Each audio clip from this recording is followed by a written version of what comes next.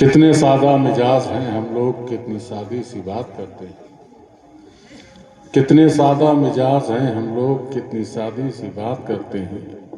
ایک بوریا نشیں کو ہم سرور کائنات کہتے ہیں، اور پتھر چلانے والوں کو دی ہے دعائے مغفرت۔ کتنا حسین یا نبی آپ کا انتقام ہے۔ حضرات، آج کے جشن عید میلاد النبی بسلسلہ جشن دستار بندی منعقد ہے، جس میں آپ اور ہم سب شریک ہیں۔ رب کائنات اپنے حبیب کے صدقے میں آپ کی ہماری سب کی اس حاضری کو اپنی بارگاہ میں قبولیت کا درجہ عطا فرمائے، اور جن جن لوگوں نے اس کو سجانے میں، سنوارنے میں، دام در میں قدم سغنے حصہ لیا، ان سب کو اس کا بہتر اجر عطا فرمائے۔ آمین۔ آج کی اس محفل کی سرپرستی ہمارے کرم فرما، ہمارے بڑے حضور حضرت سید شاہ فرقان میاں صاحب قبلہ صاحب سجادہ آستانہ حفیظ یا خیر آباد شریف فرما رہے ہیں۔ یقینی طور پر یہ ہمارے لیے بڑی خوش قسمتی کی بات ہے کہ آپ کی شفقت، آپ کی کرم فرمائی ہمیشہ میرے ساتھ رہی ہے۔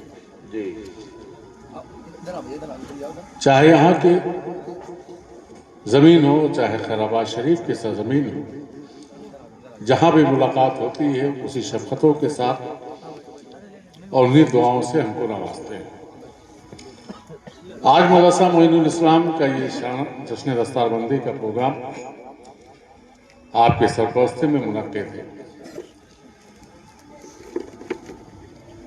اس ادارے کے ایک ادنا سے خادم ہونے کی حیثیت سے میں آپ کا استقبال کرتا ہوں، خیر مقدم کرتا ہوں۔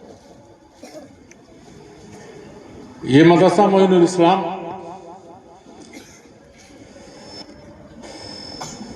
جب ہمارے پیرزادے کو جناب مولوی خیزاد خان صاحب بقائی نے یہ زمین دی تھی، تو میرے پیرزادے نے ارشاد فرمایا تھا کہ خیزاد بھائی، اس زمین کا ہم کیا کریں گے؟ تو ایسا کرو کہ ایک ایسا دینی ادارہ قائم کرو کہ جس کا ثواب آپ کو بھی قیامت تک ملتا رہے اور ہم کو بھی ملتا رہے۔ اس طریقے سے مدرسہ معین الاسلام کی بنیاد رکھی گئی، جس کی ذمہ داری جناب ماسٹر سید انوری صاحب بقائی کے ذمہ آئی۔ بے محنت اور مشقتوں کے بعد آج یہ ادارہ اس مقام تک پہنچا ہے۔ یہ دینی قلعہ، یہ دینی ادارے ہمارے وجود، ہماری شناخت بن گئے۔ جب کہیں مدرسے کی بات ہوتی ہے تو کہا جاتا ہے کہ یہ مسلمانوں کا، تو اس سے ہماری شناخت اور پہچان ہے، اور وجود اس لیے ہے کہ جس مقدس قرآن پر ہم ایمان رکھتے ہیں اسی سے ہمارا وجود ہے۔ تو اگر ہم نے اپنے وجود کو ہٹایا، اگر ہم نے قرآن سے دوری کی تو ہمارا وجود ختم ہو گیا، اور اگر ہم نے مدرسوں سے دوری کی تو ہماری شناخت ختم ہو گئی۔ آج آپ حالات کو دیکھ رہے ہیں کہ اس طریقے سے حالات بنے ہوئے ہیں کہ نہ ہمارے وجود کو برقرار رکھنے کی کوشش کی جا رہی ہے، نہ ہمارے شناخت کو برقرار رکھنے کی کوشش کی جا رہی ہے۔ تو ہم کو چاہیے کہ ہم اپنے وجود کو بھی برقرار رکھیں اور قرآن سے وابستگی رکھیں، اور اپنی شناخت کو بھی موجود رکھیں، مدرسوں سے وابستگی رکھیں۔ ابھی حضرت علامہ مولانا نور نبی صاحب قبلہ اعظمی پرنسپل دارالعلوم یتیم خانہ صفیہ قصبہ کنڈی گنج ضلع گونڈہ آپ سے مخاطب تھے۔ میں آپ کو ان کا ایک تعارف بتا دوں۔ ہماری جماعت کے بہت بڑے اکابر علماء حضرت علامہ مولانا مصطفیٰ صاحب عبد المصطفیٰ صاحب قبلہ اعظمی رحمۃ اللہ علیہ، جن کی کتابیں پڑھ کر کے لوگ تقریریں سیکھتے ہیں، آج بھی ان کی کتابیں فارن تک میں پڑھی جاتی ہیں، سیرت مصطفیٰ وغیرہ ان کی اتنی کتابیں ہیں کہ علماء ان کتابوں کو پڑھ کر کے تقریر کرنے کا سلیقہ سیکھتے ہیں، ان کے یہ پوتے ہیں۔ میں نے جب ان کے دارالعلوم خان صفیہ میں تقریر کی تھی تو میں نے ان کو دیکھ کر کے نہیں کی تھی بلکہ ان کے دادا کو دیکھ کر کے کی تھی، واہ کیونکہ مجھے یہ اندازہ تھا کہ دادا کا کچھ نہ کچھ انش پوتے میں ہوگا، اور اس میں یہ کھرے ثابت ہیں۔ جی اچھا یاد ہی کرنا فرمائیے۔ تو اسی قرآن سے وابستہ کرنے کے لیے آپ کی اصلاح فرما رہے ہیں۔ مدرسہ معین الاسلام جب میرے والد نے قائم کیا تھا تب بھی میری ملکیت نہیں تھی اور آج بھی میری ملکیت نہیں تھی۔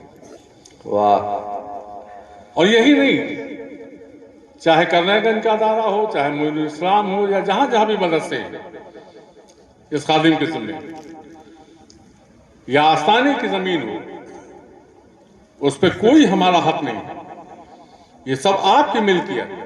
واہ اور جو لوگ اگر اس کو اپنی ملکیت سمجھتے ہیں جی وہ اپنے بھول میں، ہاں ہاں کیونکہ قرآن نہ پڑھنے والے کی ملکیت ہے، نہ پڑھانے والے کی ملکیت ہے، نہ پڑھنے والے کی ملکیت ہے۔ جی قرآن اس کی خود کی اپنی ملکیت ہے واہ جس پر وہ ایمان رکھتا ہے۔ واہ تو قرآن کسی کی ملکیت نہیں ہو سکتی، وہ جس نے حاصل کیا، آج 2 بچے یہ حاصل کر رہے ہیں، یہ ان کی ملکیت میں گیا ہے۔ اللہ رب العزت نے ان کو یہ تحفہ بخشا ہے کہ یہ تمہاری ملکیت میں جا رہا ہے، یہ تمہارے سینے میں محفوظ ہو رہا ہے۔ خوش قسمت ہیں وہ لوگ جن کے گھر کے بچے حافظ قرآن، اور خوش قسمت ہوں گے وہ لوگ جو ایسے بچوں کو اپنے نکالتے رہیں گے۔ بڑی حقارت کی نگاہ سے لوگ دیکھتے ہیں مدرسے کے بچوں کو۔ جو سب سے گھر میں بدماش ہوتا ہے اسی بچے کا داخلہ مدرسے میں کیا جاتا ہے جی کہ جاؤ بہت جیدہ ہے، بہت عاجز ہے، اس کو مدرسے میں بھیج دو۔ وہیں جائے وہیں مولوی لوگوں کو جان کھائے جاتے ہیں۔ ہم دیکھتے ہیں نا، ہم حضرت ایک دن مدرسے میں بیٹھے تھے تو CCTV کیمرے میں دیکھ رہے تھے، وضو خانے میں ایک لڑکا لیے اینٹا اور ٹوٹی توڑ رہا ہے وضو خانے میں۔ یہ میرے سامنے، میں خود دیکھ رہا ہوں، اور وہ مدرسے کی ٹوٹی توڑ رہا ہے وضو خانے کی۔ تو جو سب سے زیادہ گھر میں خراب ہوگا اسی بچے کو مدرسے میں بھیجا جائے گا۔ اگر ٹھیک ہوگا تو پھر وہ انگلش میڈیم میں پڑھے گا، اور نہیں حیثیت ہے تو پھر وہ دکان پہ جائے گا، پیسہ کمائے گا۔ جی یہ ہماری سوچ ہے، ہاں اس سوچ کو بدلنا ہوگا۔ جی بے شک آپ کو میں بتاؤں، آج کے زمانے میں حضرت فرقان میاں صاحب قبلہ تشریف فرما ہے، یہ بھی دیکھتے ہوں گے اپنی آنکھوں سے، بڑے بڑے شہروں میں کانسیپٹ چل گیا ہے، کانوینٹ کے بچے دین کی تعلیم حاصل کر رہے ہیں۔ میں نے بامبے وغیرہ میں دیکھا رمضان شریف میں کہ کانوینٹ میں بچے پڑھنے والے، اور وہ رات میں تراویح کے بعد مسجدوں کو دھوتے ہیں، واہ سحری کا انتظام کرتے ہیں، واہ واہ دینی تعلیم حاصل کرتے ہیں۔ سبحان اللہ آپ جانتے ہیں جامعہ ازہر مصر کا دنیا کی سب سے بڑی یونیورسٹی ہے، جی تو وہاں پڑھنے والے بچے جاہل نہیں جاتے ہیں، وہ ہر تعلیم کو حاصل کرنے کے بعد جاتے ہیں۔ جی بے شک آن لائن ان کی کلاسز چلتے ہیں، لیکن ہماری کیا دقت یہ ہے کہ ہمارے کیا بھی اس کا انتظام ہے، جامعہ سے لے کر کے علی گڑھ میں سے اور تمام ایسے ادارے ہیں جو مدرسے میں پڑھنے والے بچوں کے لیے آن لائن کلاسز چلا رہے ہیں، لیکن جب ہم حافظ قرآن ہی بنانے کو تیار نہیں ہیں تو ہم کو آن لائن کہاں بھیجیں؟ یہ ہماری کوتاہی ہے، یہ ہماری علم سے دوری ہے۔ جی اگر ہم کو اس کو اپنی سوچ کو ختم کرنا ہوگا، ہم کو بدلنا ہوگا اپنی سوچ کو۔ ہم یہ سوچتے ہیں کہ کیا سرکاری نوکری ملے گی؟ سرکاری نوکری نہ ملے لیکن اپنے بچوں کو علم حاصل کراؤ، بے شک یہ مت سوچو۔ آپ کو بتا دیں، آپ کو فخر ہوگا کہ کیرل میں شیخ ابو بکر کے مدرسے سے اس سال 58 بچے ججز میں نکلے ہیں، سبحان اللہ 58 بچے جج بن کر ہی نکلے ہیں، مدرسے کے بچے ہی۔ پچھلے سال رزلٹ آیا تھا 156 بچے نیٹ میں، آئی ایس میں، آئی پی ایس میں بچے نکلے تھے، 158 بچے۔ لوگ چونک گئے تھے، سیاست میں بھوچال آ گیا تھا ہندوستان میں، کتنے بچے کیسے نکلے۔ تو یہ آپ فکر مت کرو، اپنے بچوں کو علم حاصل کراؤ، ان کو علم دو، اور اپنے رب کی مہربانیوں پہ نگاہ رکھو۔ تمہارا رب تم سے کہتا ہے کہ تم ہماری رحیمی کی بنیاد پر ہم کو جانو، ہماری قہاریت کی بنیاد پر ہم کو مت جانو۔ سبحان اللہ اور یہ اس کی ساری رحیمی اس لیے ہے کہ ہم اس کے سب سے چہیتے پیغمبر سرکار دو عالم صلی اللہ علیہ وسلم کی امتی ہیں، سبحان اللہ جن کو جب کائنات میں بھیجا گیا تو اللہ رب العزت ارشاد فرماتا ہے کہ وما ارسلناک الا رحمۃ للعالمین، اے میرے محبوب میں نے تم کو سارے جہان کے لیے رحمت بنا کر کے بھیجا۔ سبحان اللہ تو اس رحمت کا بھروسہ رکھو، اس رحمت کو تلاشو، تمہارا رب بہت مہربان ہے۔ بے شک اپنے رب کی مہربانیوں کو دیکھنا ہے تو سورہ رحمان کو دیکھو، کتنی مہربانیاں اس نے کی ہیں، کتنی رحیمی عطا فرمائی ہے، اور اس کی کس کی نعمتوں سے انکار کرو۔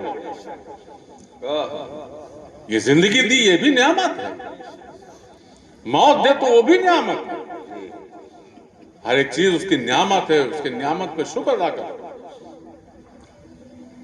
لیکن کہیں ایسا نہ ہو کہ ایک صاحب ایک بار بمبئی میں کھانا کھا رہے تھے تو وہ گوشت روٹی کھا رہے تھے، اور ان کے پیچھے کوئی بیٹھا ہوا تھا، اس نے دال روٹی کھایا۔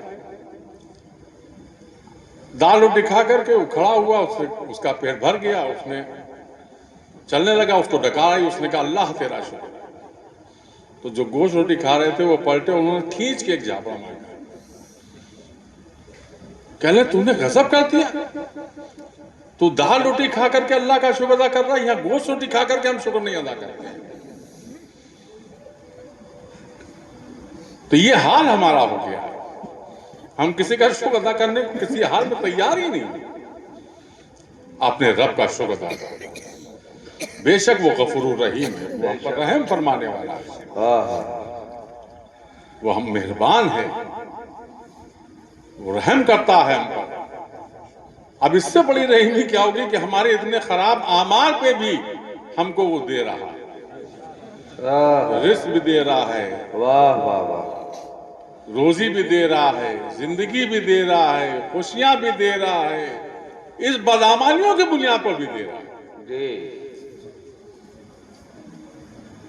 اور اگر اس کے برعکس دیکھنا ہے تو جب ظالم کا ظلم آپ کو دکھائی دیتا ہے تو اس میں کوئی تعجب کی بات نہیں۔